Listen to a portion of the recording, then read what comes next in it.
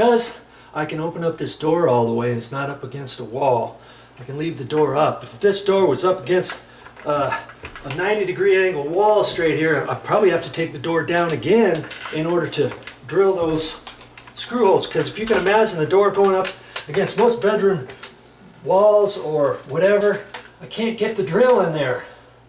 See? So then I would have to take this door off so I could put my drill in there. Okay, so for right now, what do I do next? I'm gonna take a small drill bit the same size as the little hinge screws, and I'm gonna put that in there. I'm gonna drill this, and I've got to get it into the stud, not into the sheetrock edge. Okay, that's why I have to put this in at an angle. Get it started now about that angle.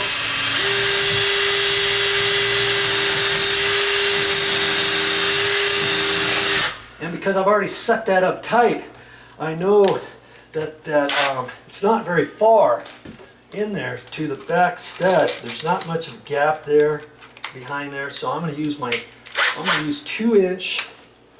2-inch screw. And I had to go to the hardware store, and here was the little screw that was in there. See, it's only 3/4 of an inch long. Here's the same screw with the same head. You want the same head size. See? I mean, it's pretty close. Wood threads here. This one's 2 inches long. I'm going to drive that in there at the angle of the dangle. Angler of the dangler. Get that in there.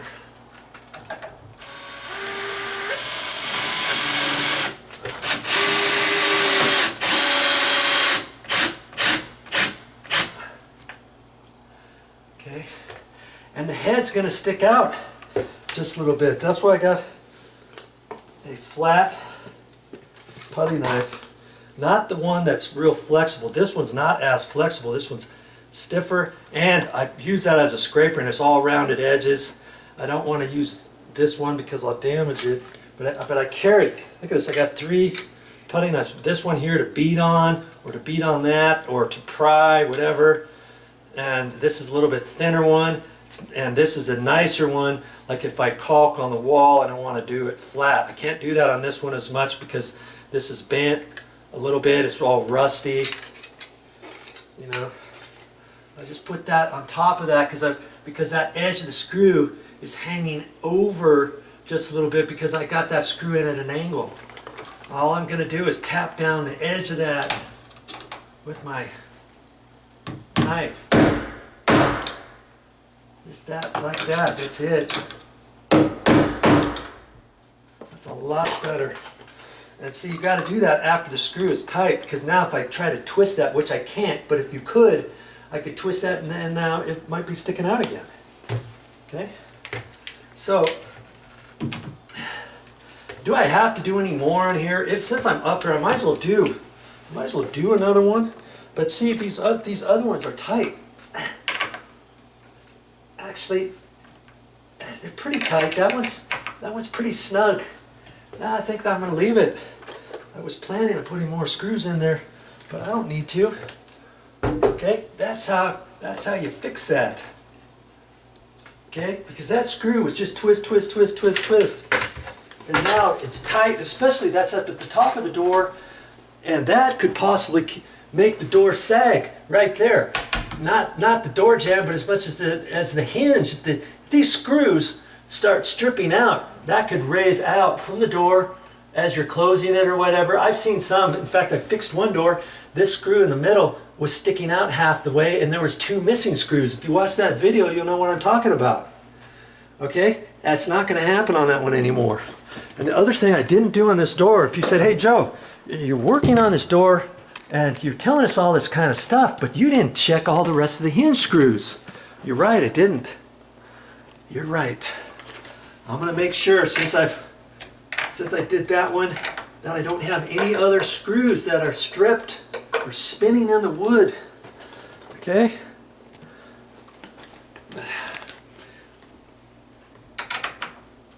You're gonna see what I see. Now look at that, see? That one's just spinning.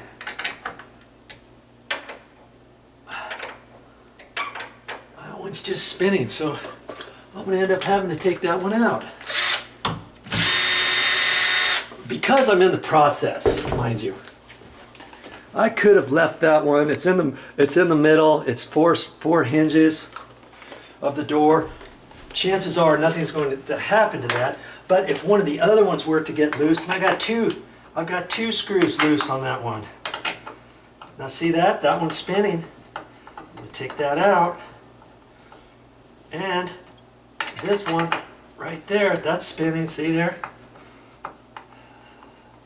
And usually I just take one out and work on it. This one's tight, and it should keep this hinge from moving. Okay. I know I have to do those, and you're like, okay, might as well check the other door. Yeah, got a double door here. I've checked all this on the other doors that I did. Look at that. It's spinning. This one is bad. These doors are 17 years old. This one's bad.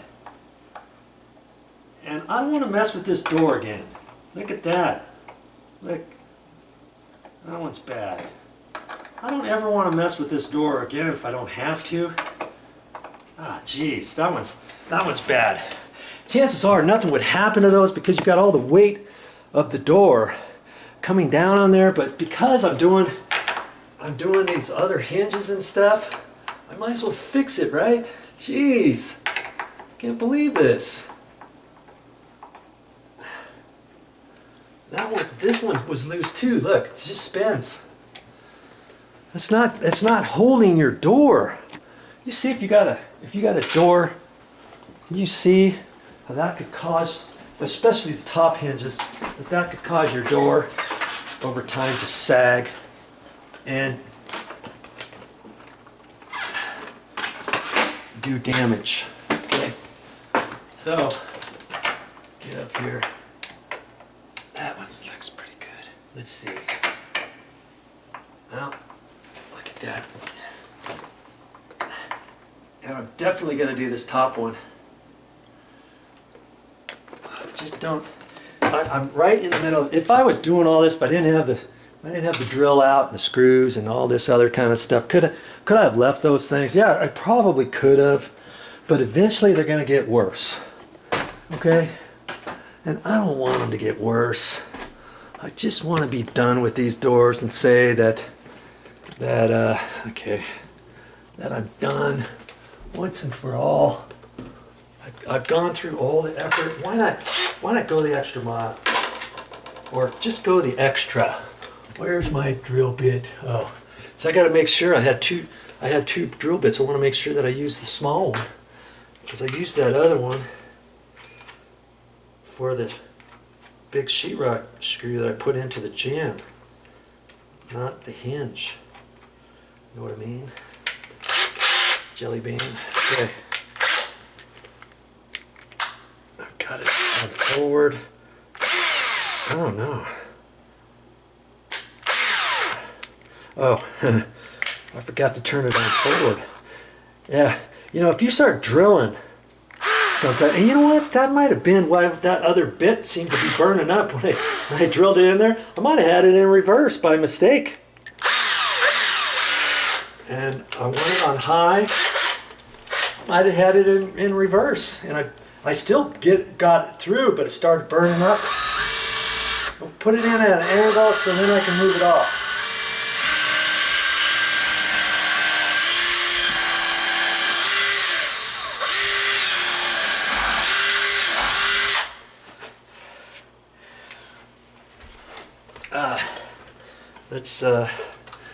Since I'm right here, remember I did that one there. 3 for the price of 1.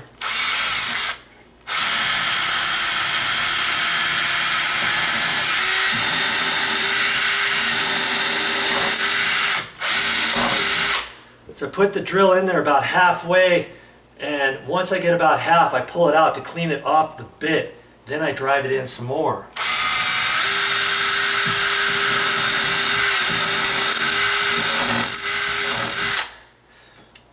felt like I needed to do it even further, to drill it even further than that, what I could do is take the hinge off, flop it out, get it out of the way, and then I could actually push this small little tiny bit in there just a hair further. Okay, so I could have done that. Now let's see how I gotta do this here for you. So I have to drill on here. I might as well do these, right? Get it in forward.